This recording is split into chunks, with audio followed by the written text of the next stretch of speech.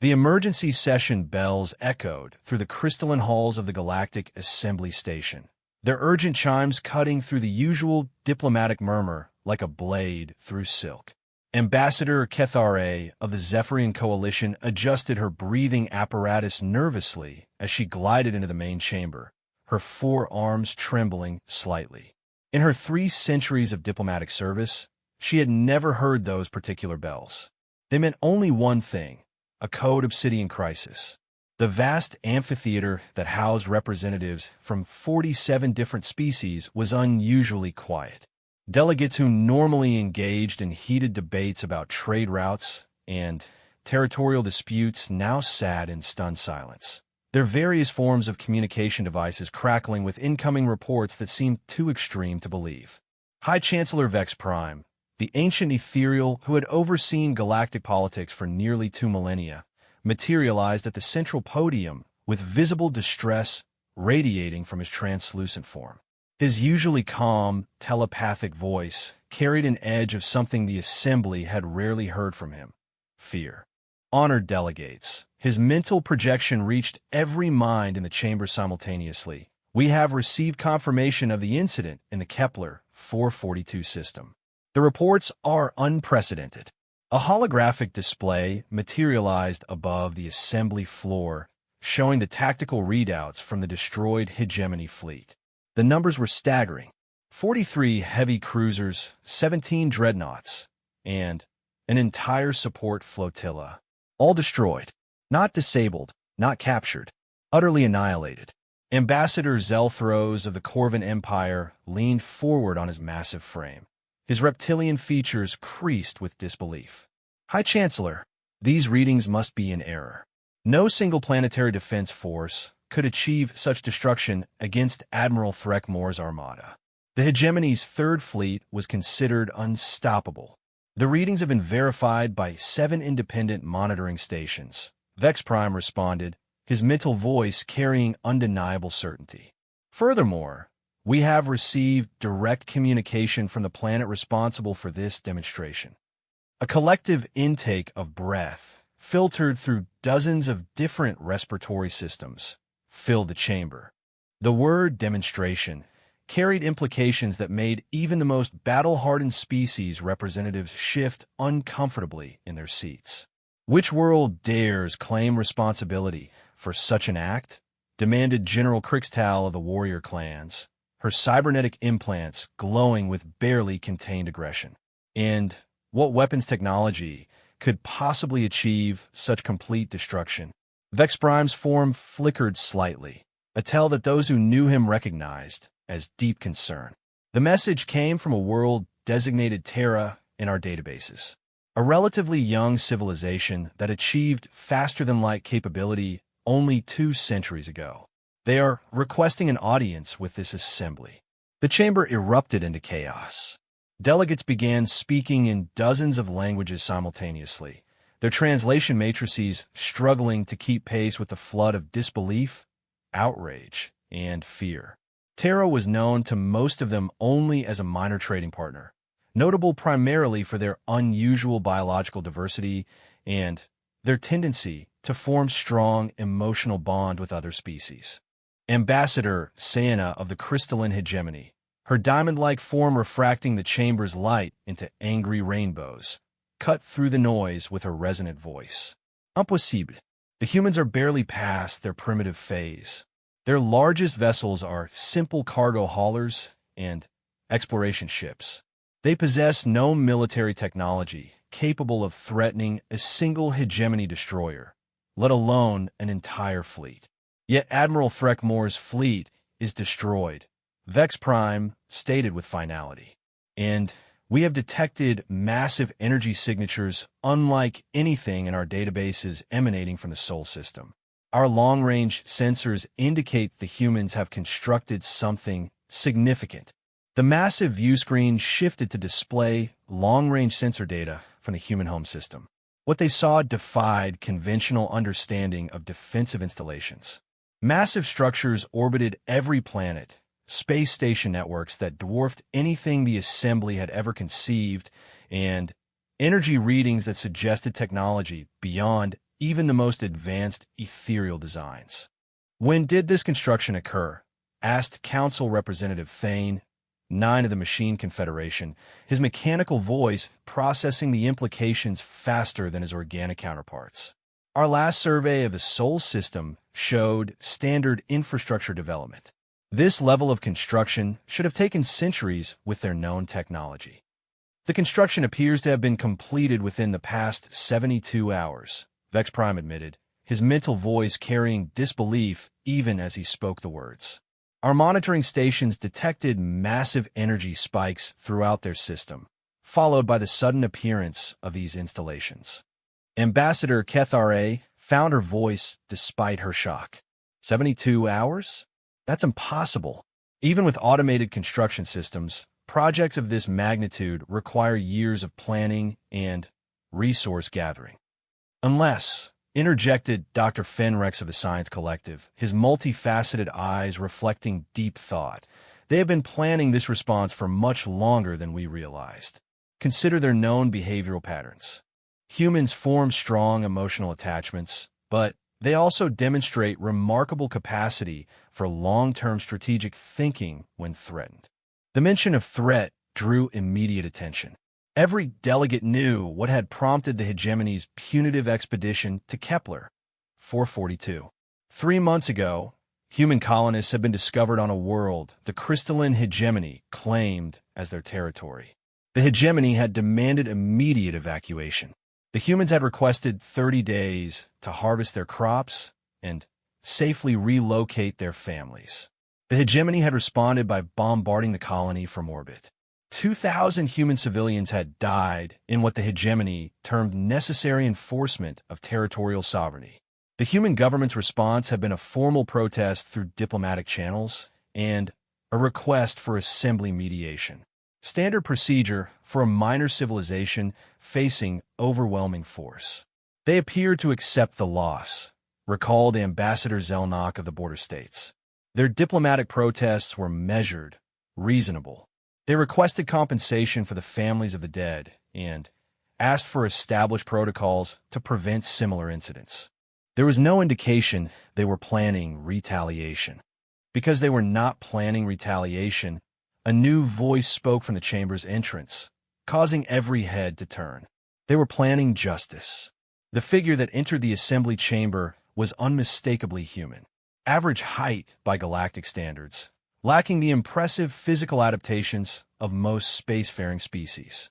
Ambassador Sarah Chun walked with the calm confidence of someone who knew exactly how much power stood behind her words. The last time a human had addressed the assembly, it had been to request trade agreements and cultural exchange programs. Ambassador Chin's presence now carried entirely different implications. Ambassador Chun, Vex Prime acknowledged with careful neutrality, "You were not scheduled to address this emergency session. Yet here I am," she replied simply, walking to the central floor with unhurried steps, representing the Terran Federation and carrying a message from my government regarding recent events. General Krickstall's cybernetic systems hummed with barely contained hostility. "Your people have committed an act of unprovoked aggression against a sovereign fleet. The destruction of Admiral Threckmore's armada was a violation of every principle of civilized warfare." Ambassador Chen turned to face the Corvin general, her expression remaining perfectly calm. "General, I believe you may be confused about which act constituted unprovoked aggression. The bombardment of Kepler 442 resulted in the deaths of 2,000 civilians, including 400 children under the age of 12. Admiral Threckmore's fleet was dispatched to prevent any investigation into what your own laws classify as a war crime. The hegemony was enforcing legitimate territorial claims." Ambassador Senna interjected, her crystalline form pulsing with indignation. "The human colony was established without proper authorization.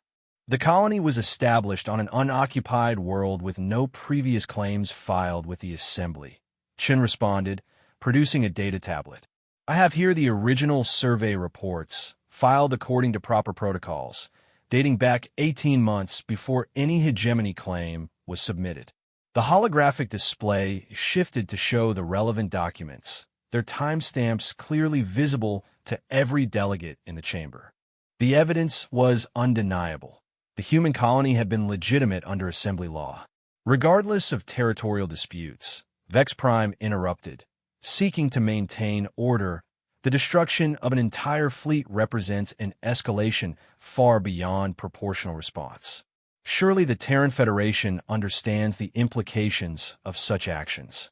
Ambassador Chun smiled, and somehow that expression was more unsettling than any threat could have been.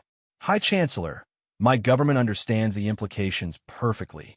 We also understand that 43 heavy cruisers, 17 dreadnoughts, and supporting vessels represents exactly the same number of ships that participated in the bombardment of our colony. The mathematical precision was not lost on anyone present. The humans had not simply retaliated. They had delivered exact vengeance, ship for ship, for the forces that had murdered their civilians. But how? Dr. Fenrex asked, his scientific curiosity overriding diplomatic protocol. Our analysis indicates your fleet was destroyed by weapons technology decades ahead of anything in the galactic database. Where did such capabilities originate? Dr. Fenrex, Chin replied. Humanity has always been resourceful when faced with existential threats. We learned long ago that peace requires the strength to defend it. What you detected in our system is not new technology. It is focused determination combined with industrial capacity that you apparently underestimated. She gestured toward the holographic display, which shifted to show detailed schematics that made several delegates gasp in recognition. The weapon systems were not alien technology or mysterious scientific breakthroughs. They were human engineering, scaled up to levels that defied conventional thinking about resource allocation and manufacturing capacity. Kinetic bombardment platforms, Chun explained matter-of-factly. Mass drivers capable of accelerating projectiles to significant fractions of light speed. The principles are well understood by every spacefaring civilization. The difference is scale and commitment. Ambassador Kethare studied the schematics with growing amazement and horror. These installations would have required the combined industrial output of your entire civilization for months. Your people would have had to sacrifice enormous economic resources to build such weapons. Yes, Chin agreed simply. We did exactly that. The implications settled over the assembly like a cold fog. The humans had not just built weapons capable of destroying the hegemony fleet. They had restructured their entire civilization around the single goal of delivering precise, overwhelming retaliation for the murder of their colonists.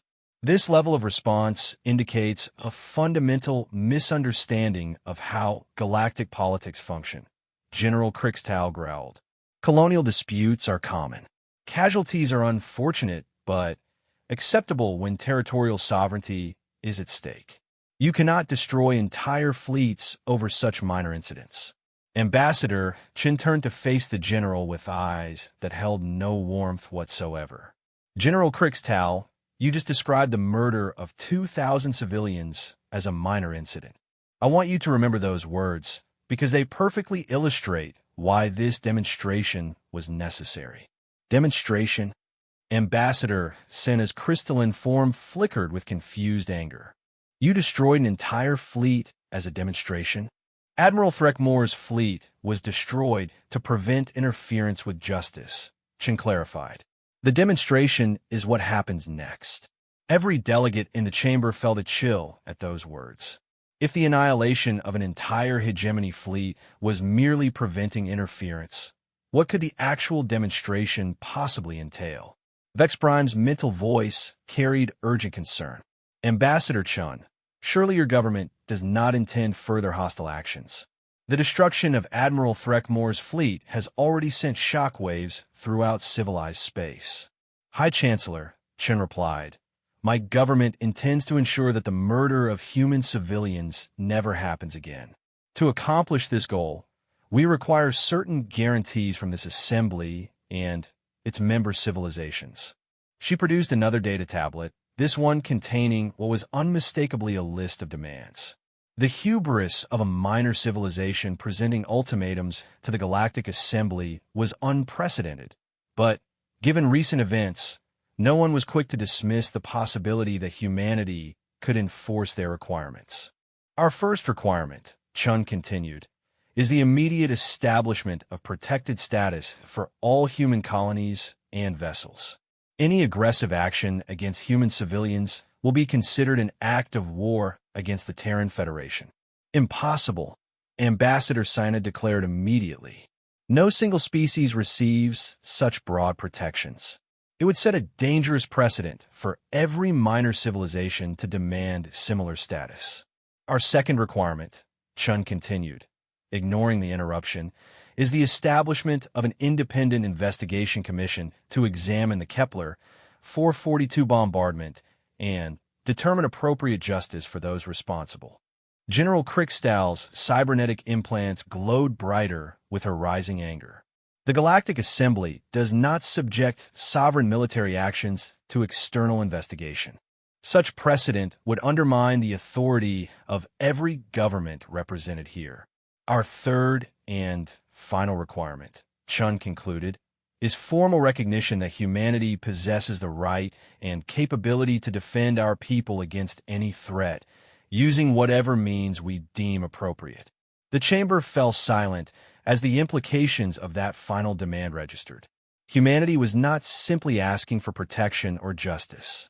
They were demanding recognition as a major power, capable of enforcing their will against anyone who threatened them. Ambassador Kethare broke the silence with a question that reflected everyone's thoughts. Ambassador Chun, what guarantee do we have that humanity will not use these demonstrated capabilities for aggressive expansion or territorial conquest?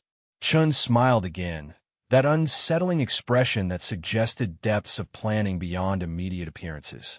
You have the same guarantee that protected our colony on Kepler 442.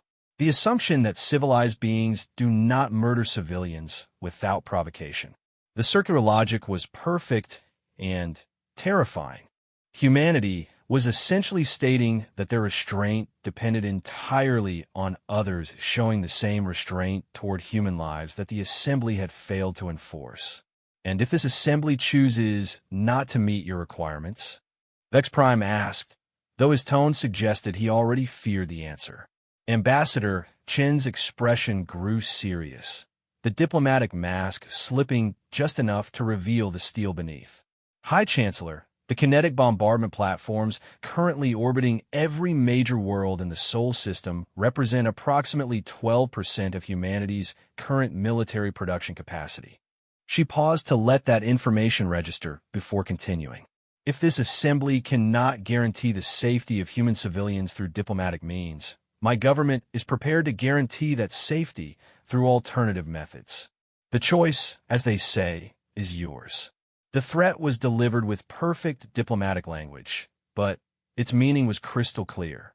Humanity had demonstrated they could destroy fleets. Now, they were suggesting that such destruction was merely the beginning of their capabilities. Dr. Fenrex, his scientific mind still struggling with the logistics, asked the question many were thinking. How did your people achieve such rapid military development without detection? Our monitoring systems should have identified massive resource mobilization. Doctor, Chen replied, you made the same mistake the crystalline hegemony made. You assumed that humanity's peaceful behavior reflected limitations in our capabilities rather than choices about how we prefer to interact with our neighbors. She gestured toward the holographic display, which now showed historical data about human industrial capacity, resource extraction, and technological development. The numbers painted a picture that should have alarmed galactic intelligence services years ago. Humanity has always possessed the industrial base to become a major military power, Chen explained. We chose instead to focus on exploration, trade, and cultural exchange because we believe in the principles this assembly claims to represent. The bombardment of Kepler 442 taught us that belief in civilized behavior is insufficient protection against those who do not share such beliefs.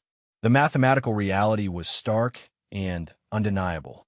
Humanity's peaceful expansion into space had been voluntary, not imposed by limitations. They had the resources, technology, and industrial capacity to have built massive military forces from the beginning of their space age. They had simply chosen not to do so. Until now. The transformation of human space infrastructure occurred in 72 hours because the plans, resources, and automated systems were already in place, Chen continued. We hoped never to need them. Recent events proved that hope was insufficient. Ambassador Zelnok of the border states, whose species had often served as mediators in galactic conflicts, attempted to find middle ground. Surely some compromise can be reached that addresses humanity's legitimate security concerns while maintaining the sovereignty of assembly member nations. Chen nodded respectfully to the border state's representative. Ambassador Zelnok, humanity remains committed to diplomatic solutions. However, our commitment to diplomacy no longer extends to accepting the murder of our people as an inevitable cost of galactic politics. The distinction was subtle but profound. Humanity was not rejecting diplomacy, but they were rejecting the assumption that they would passively accept aggression against their civilians while pursuing diplomatic remedies. What timeline does your government require for assembly consideration of these requirements? Vex Prime asked, recognizing that the session had moved beyond emergency response into active negotiation with what was effectively a new galactic power. High Chancellor, Chen replied, my government recognizes that significant policy changes require careful consideration.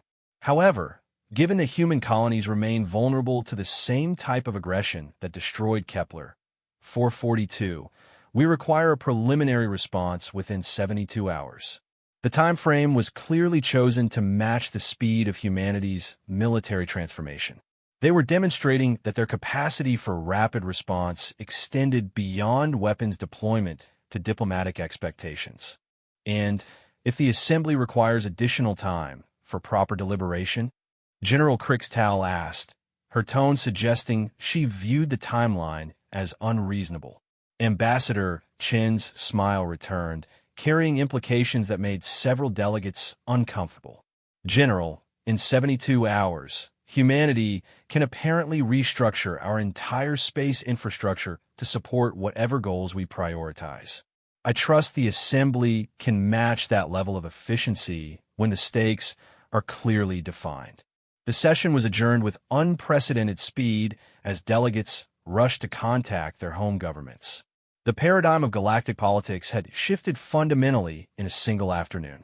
Humanity had demonstrated that peaceful behavior was a choice, not a limitation, and that choice could be revoked when their people were threatened. As Ambassador Chun left the chamber, her final words echoed in the minds of every delegate present. The next 72 hours will determine whether humanity's future interactions with galactic civilization are characterized by mutual respect or by the alternative methods my government is prepared to employ. The emergency bells had stopped ringing, but their echoes seemed to linger in the crystalline halls, a reminder that the age of assuming humanity's peaceful compliance had ended with the destruction of Admiral Threckmore's fleet. The private chambers of High Chancellor Vex Prime had never hosted such a gathering. Representatives from the Assembly's most powerful factions sat in a circle of tension so thick it seemed to distort the room's carefully calibrated atmosphere. 48 hours remained until humanity's deadline, and the political earthquake triggered by Ambassador Chen's demands was still sending shockwaves through galactic civilization. General Krixtal paced the room's perimeter, her cybernetic implants casting shifting shadows as she processed tactical data streaming from Corvin military intelligence. The situation is worse than we initially calculated, she announced, her mechanical voice carrying uncharacteristic uncertainty. Our deep space monitoring stations have detected similar energy signatures in 17 other star systems. 17. Ambassador Cyana's crystalline form flickered with alarm. You mean the humans have constructed additional weapon platforms beyond their home system? Negative, Krixtal replied, her tactical implants projecting holographic displays around the chamber. The energy signatures indicate massive construction projects, but not weapons platforms. Something else entirely. Dr. Finrex of the Science Collective leaned forward, his multifaceted eyes studying the data streams with growing amazement. These readings suggest industrial infrastructure on a scale that exceeds anything we've seen from major galactic powers. What could humanity possibly be building? Vex Prime materialized more solidly than usual, his ancient consciousness focused intently on the crisis at hand. I have been in contact with other ethereal nodes throughout the galaxy, he announced. The consensus is disturbing. Humanity's transformation appears to be accelerating, not stabilizing. Admiral Thexcor of the Deep Space Patrol, called in to replace the destroyed Hegemony Fleet Commander, studied the tactical displays with professional dismay. High Chancellor, with respect, we may be approaching this situation from the wrong perspective. We're treating humanity's demands as negotiation points, but their behavior suggests something more fundamental. Explain your reasoning, Admiral, Vex Prime requested. Sir, in my experience, civilizations that demonstrate overwhelming force and then present specific demands are engaging in conquest disguised as diplomacy. However, humanity's actions don't match that pattern. They destroyed Admiral Threckmore's fleet with precision that suggests restraint, not aggression. Ambassador Kethari shifted nervously in her hover seat. Restraint? They annihilated an entire battle group. Exactly, Thexcor replied. But consider their targeting. Every ship that participated in the Kepler 442 bombardment was destroyed.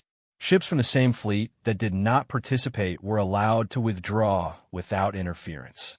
That level of discrimination requires tactical capabilities far beyond what they demonstrated. The implications hung in the recycled air like a toxic cloud. If humanity had shown restraint in their retaliation, it meant their actual military capabilities were even more extensive than the devastating display they had already witnessed. Furthermore, the Admiral continued, analysis of the weapon signatures indicates the kinetic bombardment was delivered by orbital installations, not mobile fleet assets. The humans never deployed a single warship. They destroyed an entire battle group using fixed defenses. Dr. Finrex's excitement at the scientific implications overrode diplomatic protocol. Fascinating. That suggests their mobile fleet capabilities remain completely unknown. Admiral, do we have any intelligence on human naval assets? That's the problem, Doctor. According to our surveillance data, humanity doesn't maintain a significant naval force. A few dozen exploration vessels, some cargo haulers, and small patrol craft. Nothing that could threaten a major military installation. Which means, Ambassador Zelnok concluded with growing unease, their actual military doctrine may not rely on conventional fleet assets at all.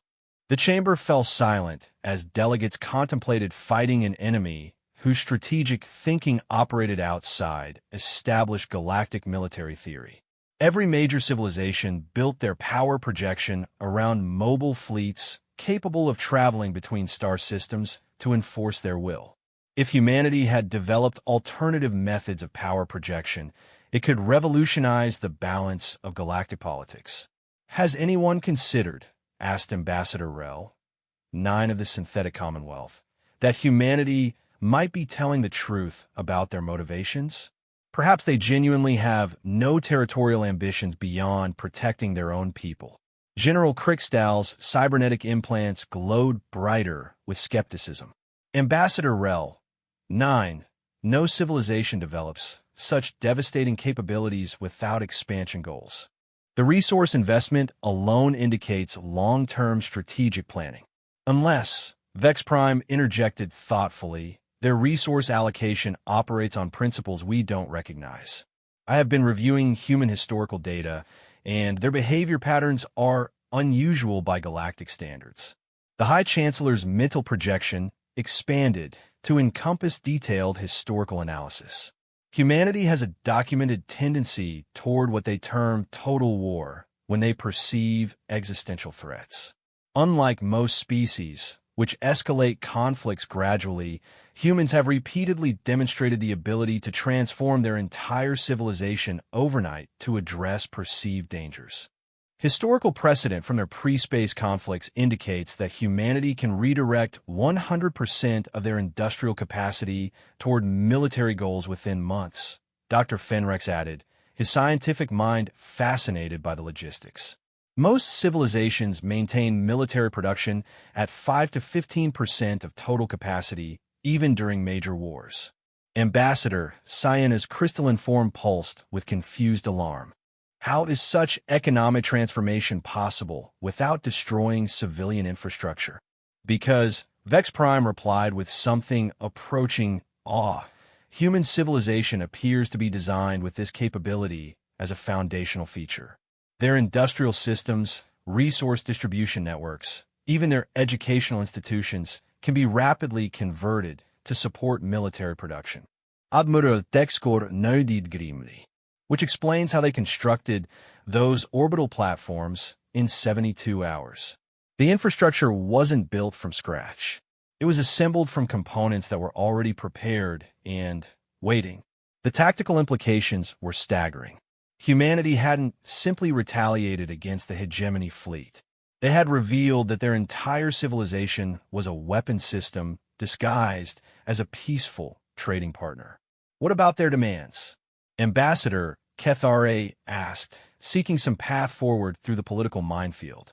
Are they actually negotiable, or are we looking at ultimatums? I've been analyzing the specific language Ambassador Chen used, replied Ambassador Zelnok, whose species specialized in diplomatic interpretation.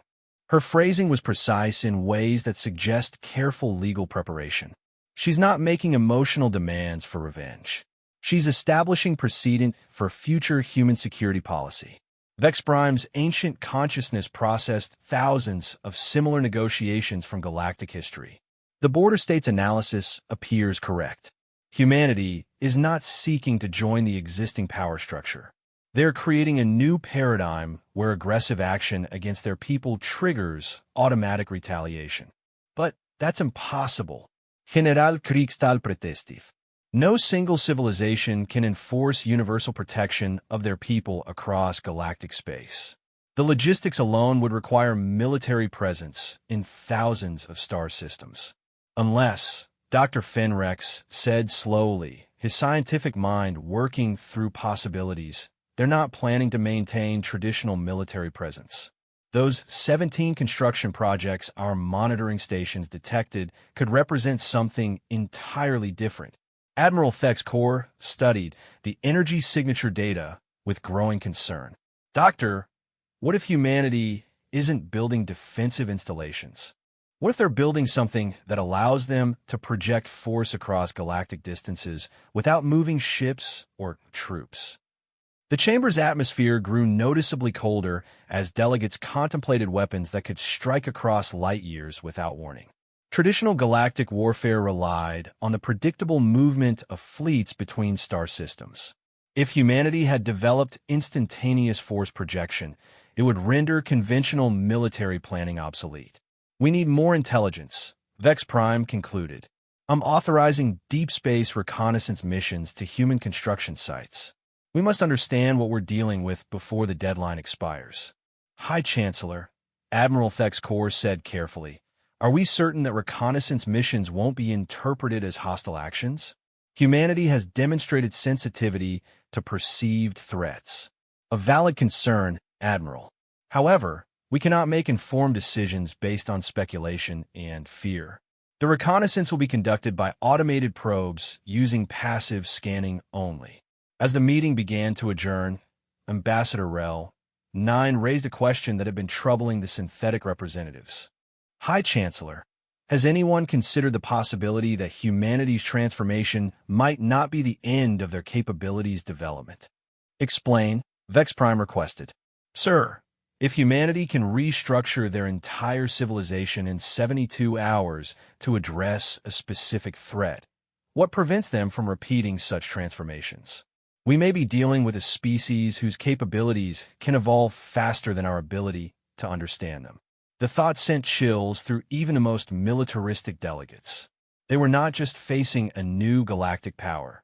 They were facing a civilization whose potential seemed to expand every time they were tested. Meanwhile, in the depths of the assembly station, technicians monitoring galactic communication networks detected unusual patterns in data transmission from human space. The traffic volume had increased by several orders of magnitude, but the content was heavily encrypted using algorithms that resisted analysis. Senior communications analyst Drexmu of the Information Guild brought the anomaly to Vex Prime's attention during a brief recess in the emergency sessions.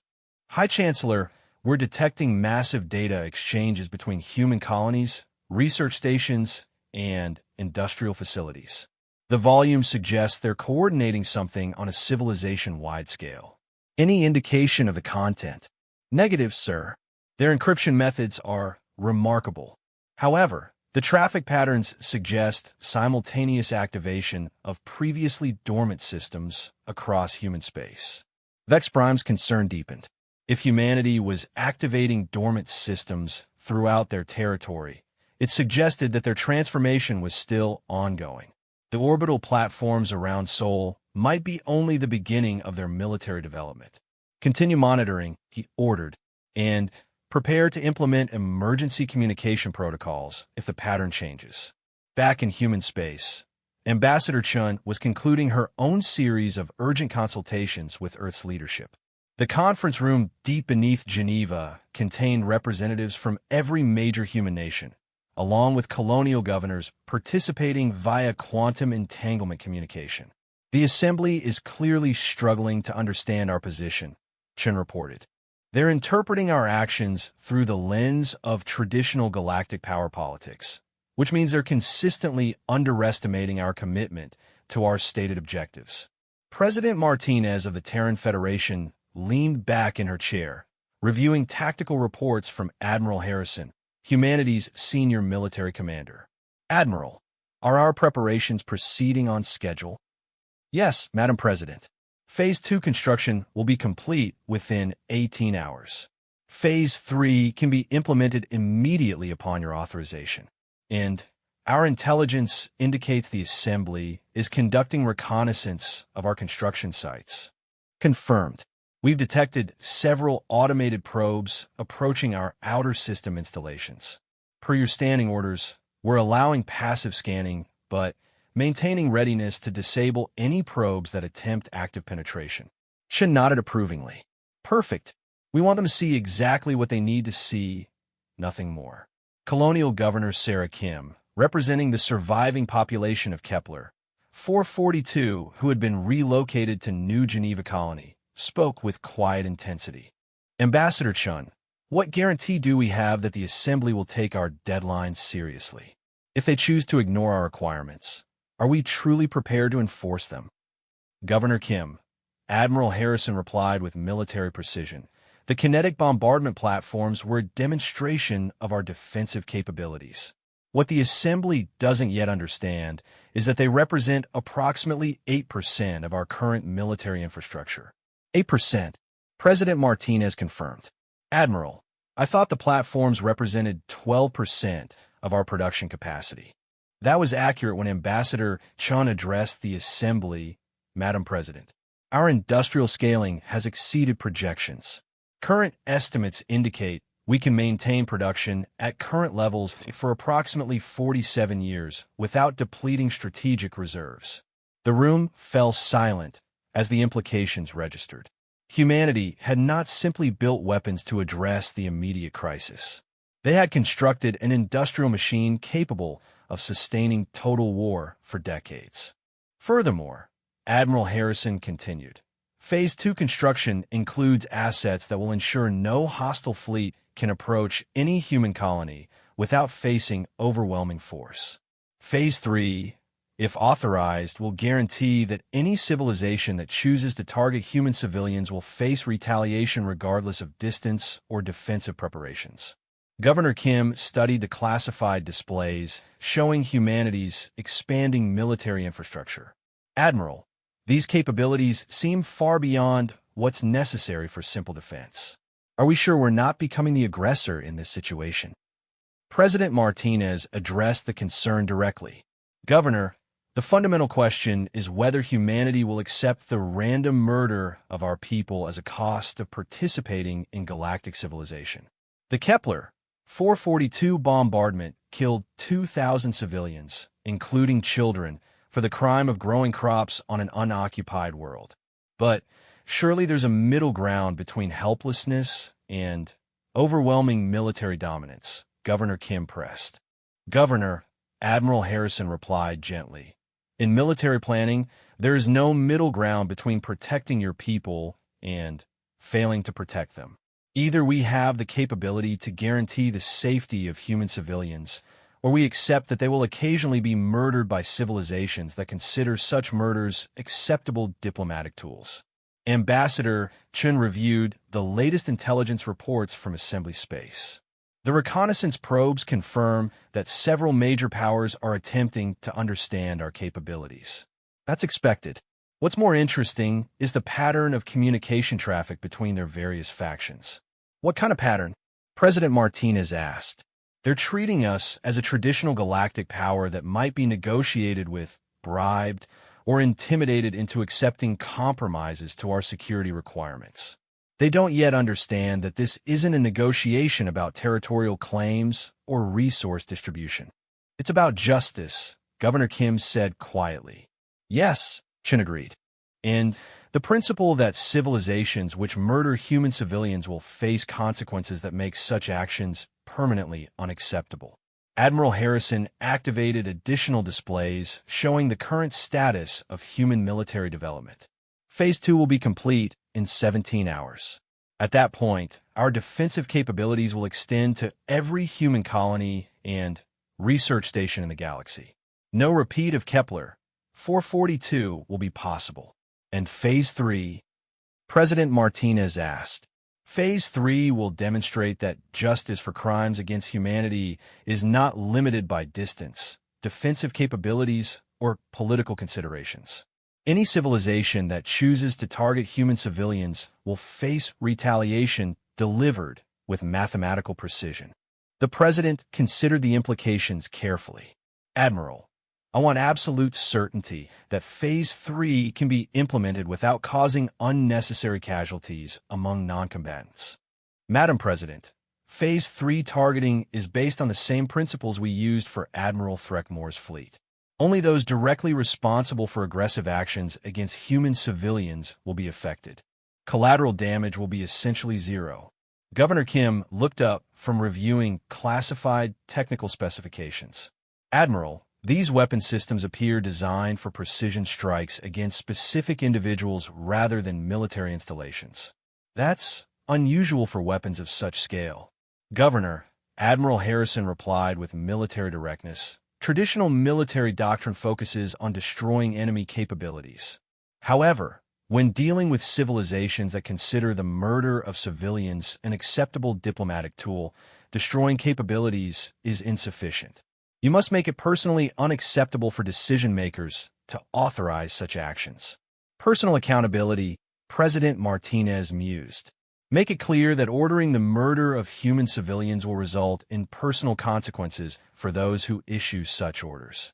Exactly, Madam President. Admiral Threckmore commanded the bombardment of Kepler 442. He died with his fleet. That was not coincidence. The room fell silent as delegates contemplated the implications of humanity's evolving military doctrine.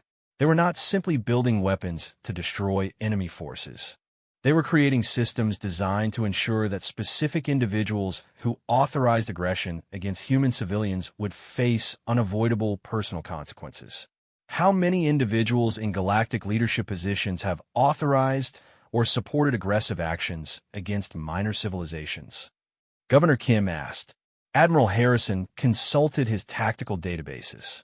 Approximately 4,000 individuals across 17 major civilizations have been identified as having directly authorized what human law classifies as war crimes against civilian populations over the past century.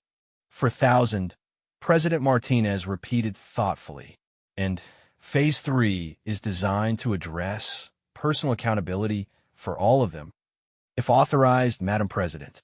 The targeting systems are precise enough to ensure that only those directly responsible for such decisions would be affected. Their families, associates, and subordinates would be unharmed. Ambassador Chen reviewed the latest diplomatic intelligence from the Assembly. Based on current communication patterns, the major powers are still assuming this is a territorial dispute that can be resolved through traditional diplomatic compromises. They don't understand that we're implementing a new paradigm for galactic civilization. A paradigm where the murder of innocents carries guaranteed consequences, Governor Kim observed. Yes, and where those consequences are delivered by a civilization that has demonstrated the capability and commitment to enforce justice regardless of political considerations. The conference concluded with a unanimous decision to proceed with Phase 2 implementation while maintaining readiness for Phase 3 authorization. Humanity had 43 hours to determine whether galactic civilization could accept a future where aggressive actions against human civilians carried mathematical certainty of retaliation. As delegates departed to oversee their respective responsibilities, Governor Kim remained behind to speak privately with President Martinez. Madam President, I've read the classified assessments of our current capabilities. Are we certain we want to become this powerful? There's a point where defensive capabilities become indistinguishable from galactic domination. President Martinez studied the reports documenting humanity's transformation from peaceful traders to a civilization capable of enforcing justice across galactic distances. Governor, power without wisdom is dangerous. But powerlessness in the face of evil is simply acceptance of that evil. And you believe we possess the wisdom to wield such capabilities responsibly? I believe, the president replied carefully, that a civilization which can transform itself overnight to avenge murdered children possesses the moral clarity necessary to use such power appropriately. The answer carried implications that would reshape the future of human participation in galactic civilization.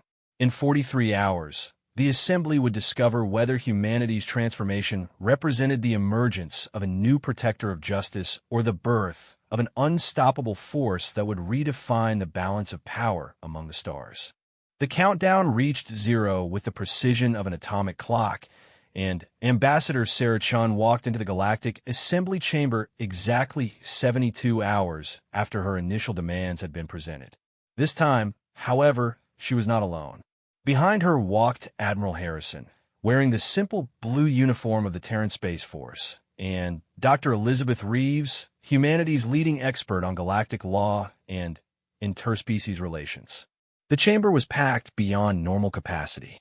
Every major civilization had sent their highest-ranking representatives, and several species that rarely participated in assembly politics had dispatched observers. The air itself seemed charged with tension, as if the entire galaxy was holding its breath. High Chancellor Vex Prime materialized at the central podium with visible reluctance. His ancient consciousness had spent the past 3 days analyzing every possible outcome of the current crisis, and none of the probabilities offered comfort. Ambassador Chun, he began, the Assembly has considered humanity's requirements with all due deliberation. And Chen replied simply, showing no sign of the anxiety that gripped every other being in the chamber. The consensus among member civilizations is that while humanity's security concerns are legitimate, the specific demands you presented exceed the authority of this assembly to grant unilaterally. Admiral Harrison stepped forward slightly, his military bearing unmistakable even to alien observers who might not recognize the subtle signs of disciplined readiness. High Chancellor, perhaps you could clarify which aspects of our requirements exceed assembly authority? General Crixtal, representing the warrior clans, activated her cybernetic implants to project tactical data. Admiral Harrison, the demand for universal protected status for human civilians would require renegotiation of sovereignty agreements that have governed galactic politics for millennia. Such changes cannot be implemented within arbitrary timeframes. Dr. Reeves consulted a data tablet before responding with academic precision. General, The sovereignty agreements you reference include specific provisions for emergency modification when member civilizations demonstrate systematic disregard for established prohibitions against targeting civilian populations. Furthermore, Chen added, humanity's requirements are not requests for new privileges. They are demands for enforcement of existing laws that prohibit the murder of noncombatants. Ambassador Sienna's crystalline form pulsed with indignation. The Kepler 442 incident involved legitimate territorial enforcement. The loss of life was regrettable, but legally justified under hegemony, sovereign authority. Ambassador Sienna, Admiral Harrison replied with military directness, "You just described the deliberate murder of 400 children as legally justified." That statement perfectly illustrates why this assembly's current legal framework is inadequate for protecting human lives. Vex Prime attempted to steer the discussion toward compromise. Surely some middle ground can be established that addresses humanity's security concerns while respecting existing governmental structures. Chun smiled, that unsettling expression that delegates had learned to fear. High Chancellor, middle ground between protecting innocent lives and accepting their murder is not compromise. It's collaboration with war criminals. The blunt accusation sent shockwaves through the chamber.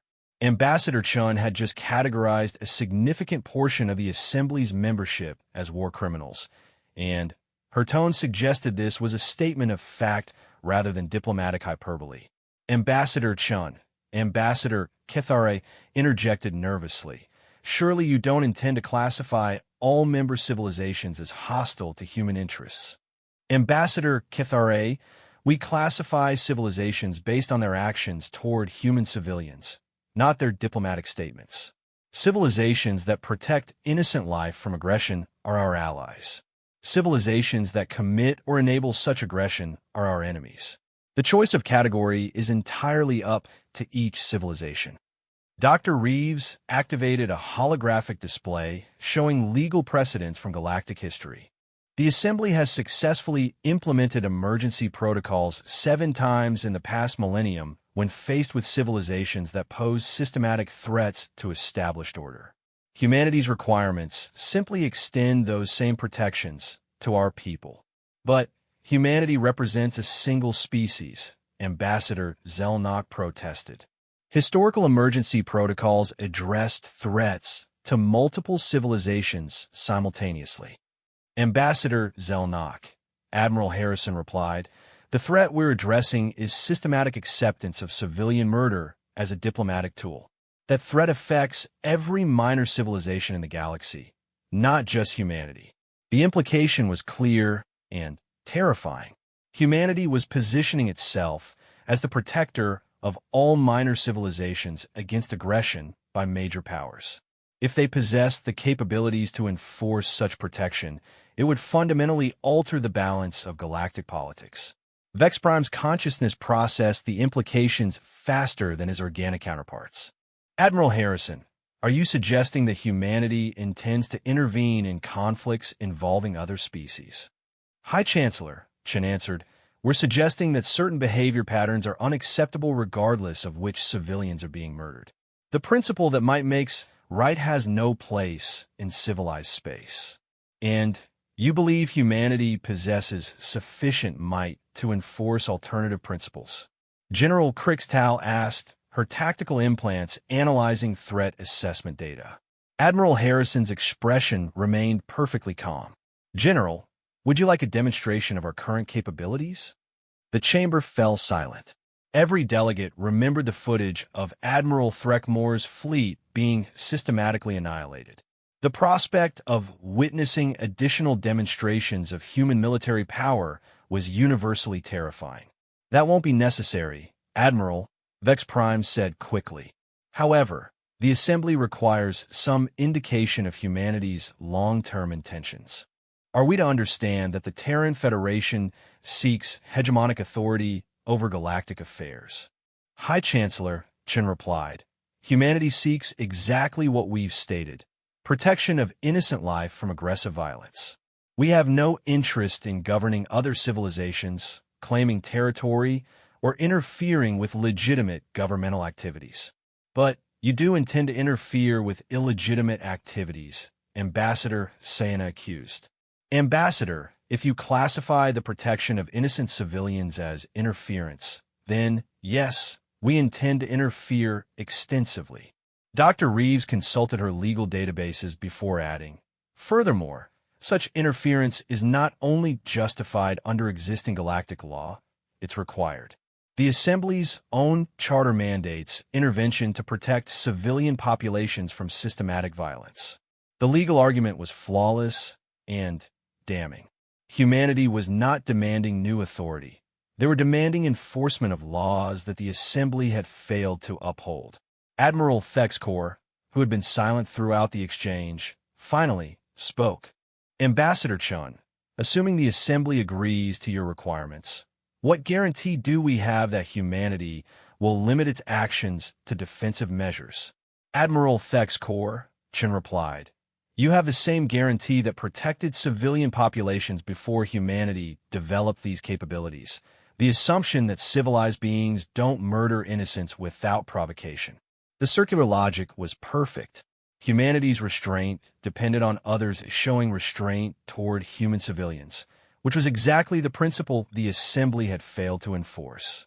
However, Admiral Harrison added, if you require more concrete assurances, we're prepared to provide them. He activated a control interface, and the chamber's holographic displays shifted to show real-time sensor data from across the galaxy. What they revealed left every delegate struggling to comprehend the scope of humanity's transformation. Ladies, gentlemen, and entities, Harrison announced, Phase 2 of humanity's security initiative achieved full operational status 18 minutes ago. The displays showed the current locations of every human colony, research station, and exploration vessel throughout the galaxy.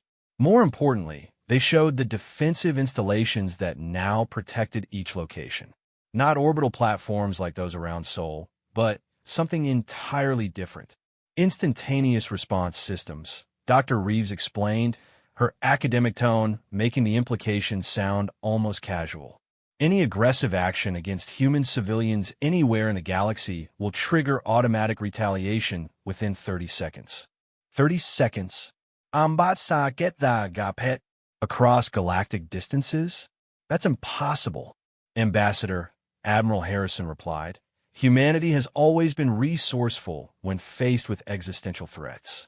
We've simply applied that resourcefulness to the problem of protecting our people from civilizations that consider murder an acceptable diplomatic tool. General Krickstall's cybernetic implants overloaded as she attempted to process the tactical implications. Admiral, you're describing weapons that can strike anywhere in the galaxy without detectable deployment or targeting delays. Such technology would render all existing defensive strategies obsolete.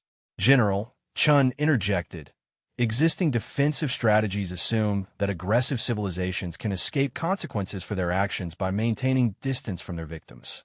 That assumption is no longer valid. Vex Prime's ancient consciousness reeled as he contemplated the transformation of galactic strategic reality. Admiral Harrison, you're describing capabilities that exceed those of the most advanced civilizations by orders of magnitude. How did humanity achieve such technological advancement? High Chancellor, Dr. Reeves answered, we didn't develop new technology. We applied existing principles of quantum entanglement and mass energy manipulation to engineering problems that other civilizations considered impractical. Impractical because the resource requirements would exceed the total economic output of most star systems. Admiral Thexcor protested. Yes, Admiral Harrison agreed simply.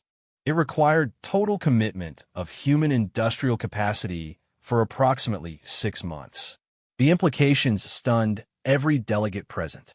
Humanity had restructured their entire civilization around a single goal, ensuring that aggression against their people carried inevitable consequences. But such resource allocation would require enormous sacrifices from your civilian population, Ambassador Zelnok observed. Ambassador, Chen replied, What price would your civilization pay to guarantee that your children could never again be murdered by strangers who face no consequences for their actions? The question hung in the recycled air like a challenge. Every delegate knew the answer. Any price would be acceptable to protect their people from random violence. Furthermore, Admiral Harrison added, humanity's industrial transformation has permanent benefits beyond military applications. Our current manufacturing capacity exceeds pre-crisis levels by approximately 300%. You build a war machine that made you more prosperous? Dr. Fenrex asked in scientific amazement. Dr. Fenrex, Dr. Reeves explained, we build an industrial civilization capable of achieving any goal we prioritize with mathematical certainty. Military applications were simply the most urgent requirement. The chamber erupted into chaos as delegates realized the full implications. Humanity had not simply built weapons. They had transformed themselves into a civilization capable of achieving any objective they considered necessary. Vex Prime used his considerable mental influence to restore order. Ambassador Chun, given these demonstrated capabilities, I must ask directly, what prevents humanity from using such power for conquest or territorial expansion? Chen's expression grew serious as she considered the question that struck at the heart of galactic civilization's fears. High Chancellor, the same moral principles that prevented us from developing these capabilities until our people were murdered. We have no desire to rule over other civilizations or claim their territories. But you do intend to impose your moral standards on galactic civilization, General Crixtal accused. General, Admiral Harrison replied, we intend to enforce one specific moral standard. Civilizations that murder innocent civilians will face consequences. If you consider that an imposition, perhaps you should examine your own moral standards. Ambassador Cyanna's crystalline form flickered with desperate anger. This is tyranny disguised as justice. No single civilization has the right to enforce universal law. Ambassador, Chen replied calmly, someone must enforce the law against murdering innocents, since this assembly has proven incapable of doing so. Dr. Reeves activated additional displays showing historical data on civilian casualties from diplomatic conflicts over the past century. The statistics are clear. Major civilizations have killed approximately 2 million innocent civilians in territorial and resource disputes over the past 50 years. The Assembly's response has been to classify these deaths as regrettable but legally acceptable. 2 million, Chen repeated quietly, including the 400 children who died on Kepler, 442, because they were growing crops on an empty world. The numbers carried moral weight that transcended political considerations. Humanity was not seeking power for its own sake. They were demanding accountability for systematic violence against non-combatants. Ambassador Chun, Vex Prime said carefully, if the Assembly were to accept humanity's requirements, what specific changes would occur in current governmental structures? High Chancellor, Dr. Reeves answered, governmental structures would remain unchanged. However, government officials who authorize aggressive actions against civilian populations would face personal accountability for their decisions. Personal accountability? Ambassador Kethare asked nervously. Admiral Harrison's expression remained perfectly professional. Ambassador, decision-makers who order the murder of innocent civilians will be held personally responsible for those decisions. Traditional diplomatic immunity will not apply. The implications were revolutionary. Humanity was proposing to end the ancient tradition that allowed political leaders to escape consequences for war crimes by claiming governmental authority. That's impossible to implement, General Crixtal protested. Political leaders are protected by layers of security that have evolved over millennia. General, Admiral Harrison replied, those security measures were designed to protect against conventional threats. Humanity's capabilities operate outside conventional parameters. Ambassador Zelnok, seeking some path toward compromise, asked the question that might determine the future of galactic civilization. Ambassador Chun, if the Assembly agrees to your requirements, Will humanity be willing to limit these capabilities to defensive applications only? Chen exchanged glances with Admiral Harrison before answering. Ambassador Zelnok, humanity is prepared to formalize our commitment to defensive applications through binding agreements with this assembly. What form would such agreements take? Vex Prime asked. Dr. Reeves produced a comprehensive legal document. High Chancellor, we propose the establishment of the Civilian Protection Accords, which would formally codify the principle that aggressive actions against non-combatant populations constitute crimes against galactic civilization. And enforcement mechanisms? Any civilization that authorizes, supports, or fails to prevent aggressive actions against civilian populations would face graduated responses designed to ensure such actions cannot be repeated, Admiral Harrison explained. Graduated responses ranging from diplomatic sanctions to personal accountability for decision-makers, Chen clarified.